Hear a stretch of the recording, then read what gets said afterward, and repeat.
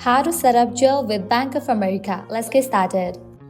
Today we are diving into how can you set up Zelle with your Bank of America account. Zelle is a fantastic way to send and receive money instantly, whether splitting a bill or sending gift. Step 1 is to get to your Bank of America mobile banking app. If you haven't already, head over to your app store, download and install it.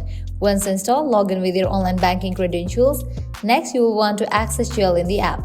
Navigate to the menu and look for the Transfer Zelle section. It's right there ready to help you manage and send payments. Once you click on Zelle, you'll see an option to enroll with Zelle. If it's your first time, you'll need to agree to the terms and conditions. After that, choose the email address or a phone number where others can send you money.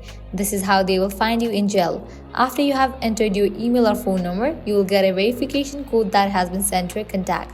Just enter this code back in the app to verify your information. Now you are ready to start using Zelle. To send money, simply enter the recipient's email or phone number, type in the amount and hit send. Receiving money is even easier. If you are set up, any money sent to you through Zelle goes directly into your Bank of America account. And that's it. You are all set up with Zelle on your Bank of America app.